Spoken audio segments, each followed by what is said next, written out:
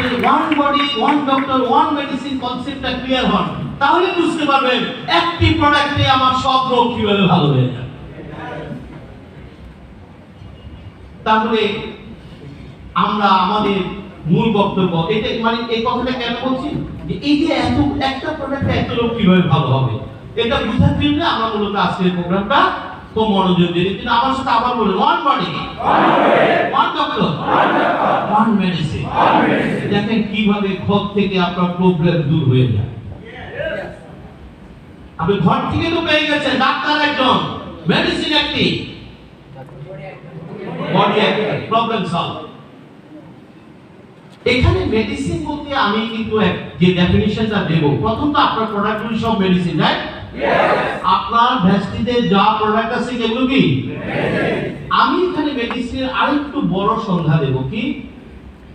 সকাল থেকে রাত পর্যন্ত আমরা যত খাবার খাবো সব খাবারকে মেডিসিনে কনভার্ট করতে হবে। জোরে একটা হাত তালি। আমি কিন্তু ট্রিটমেন্ট মেথড শুরু করে দিয়েছি, মিস করবেন। আমি কিন্তু মেথডটা কি করে দিয়েছি।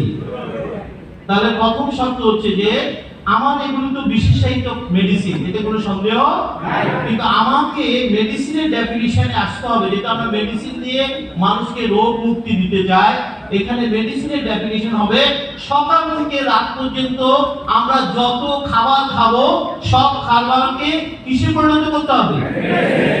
এই কথাটি প্রথম বলেছিলেন হিপোক্রেটস। হিপোক্রেটসকে বলা হয় ফাদার অফ মেডিসিন, চিকিৎসা বিজ্ঞানের জনক। আজ থেকে 2500 বছর আগে প্রাচীন গ্রিসে তার জন্ম হয়েছিল। চিকিৎসা বিজ্ঞানে অসাধারণ অনবদ্য অবদানের জন্য আধুনিক চিকিৎসা বিজ্ঞান স্বীকৃতি দিয়েছে। ফাদার অফ মেডিসিন হচ্ছে হিপোক্রেটস। আচ্ছা, হিপোক্রেটস যখন জন্মগ্রহণ করেছিলেন তখন কি আধুনিক ডাক্তার ছিল? না। হাসপাতাল ছিল? না। ক্লিনিক ছিল? না। কিছুই তো ছিল না।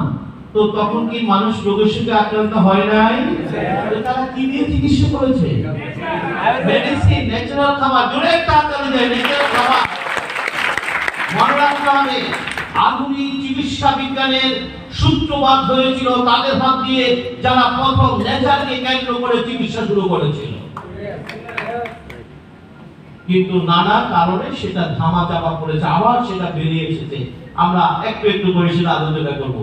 তাহলে খেয়াল রাখতে হবে, হিপোক্রেটস একটা কথা বলতেন, তার একটা খুব জনপ্রিয় উক্তি আছে। তিনি বলতেন যে খাবার খেলে রোগ সারে সেই খাবারে আপনার দেহের জন্য মেডিসিন।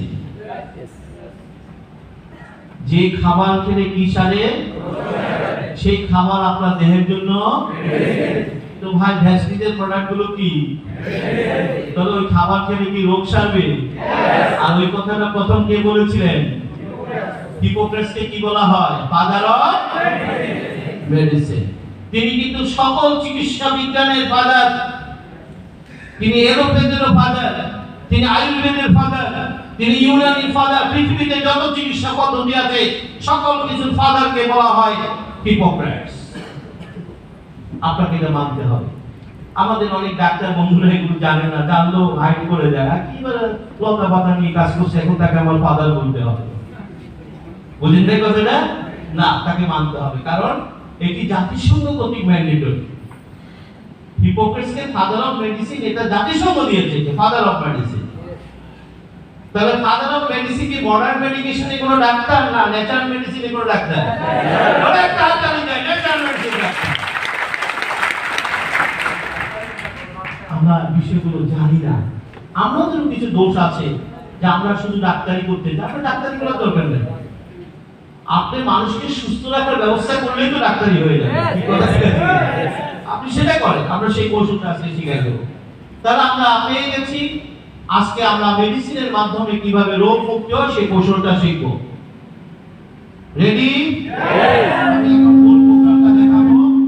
মূল প্রোগ্রামে যাব। খুব মনোযোগ দিয়ে শুনলে যেতে যে অনেক বড় আলোচনা, কিন্তু আমরা একটা নির্দিষ্ট সময়ের মধ্যে মুখ্য বিষয়গুলো আলোচনা করব। তাহলে আসেন।